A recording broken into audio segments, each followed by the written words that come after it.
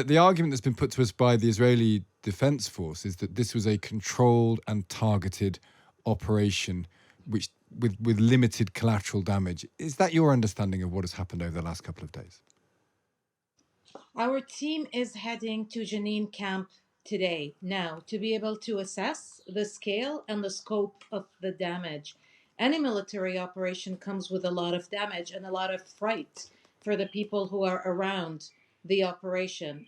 Jenin camp, which is one of 19 camps for Palestine refugees in the West Bank, is adjacent to Jenin municipality. It's a very densely populated camp of less than half a square kilometers with an estimated population of 23,000 people.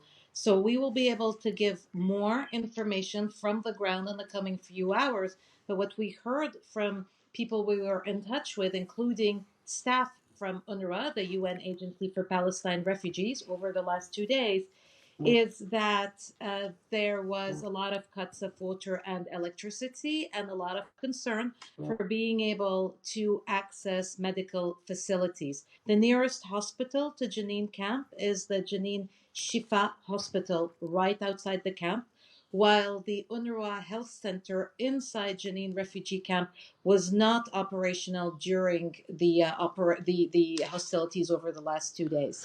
We talk about it as a camp. It was put to us earlier that it's actually more like a town in terms of buildings and the like. How should people who have no knowledge of what it is like there, how should we have in our minds what Jenin is like?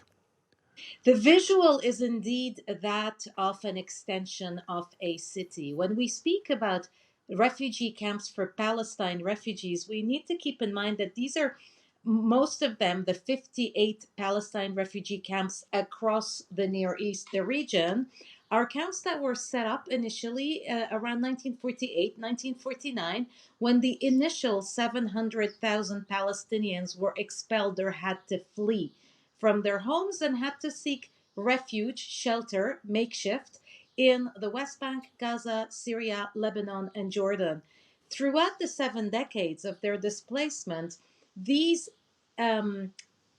these camps have become closer in visuals to extensions of towns. So they look like neighborhoods indeed. They're not camps in the sense that they're surrounded by barriers with no access to them. They're really extensions of the main cities that are closest to them. So Jenin refugee camp is still called a refugee camp, but it's so close to Jenin city and Jenin municipality that it's indeed an extension of the city.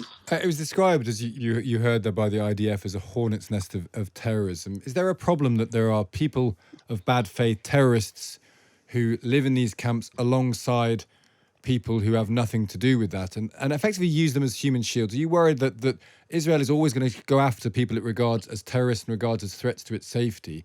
And the problem is that those people often live with completely innocent people. Or is that a naive thing to ask? It's not a naive thing to ask. We as a humanitarian agency are primarily concerned with the protection of civilians and of people who live in densely populated areas during military or security operations.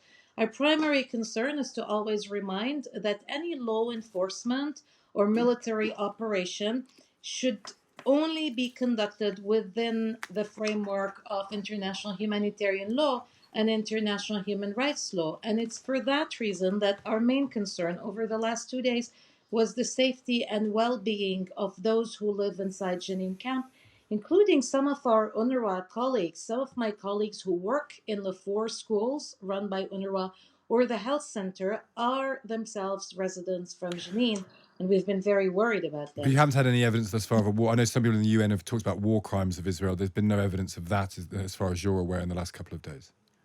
We have not had access as the UN to the camp. We're only going to go in today, so we'll be able to do our assessment, including to determine the kind of medicines and the kind of humanitarian assistance, food, rehabilitation of water networks and electricity that are needed following these 2 days.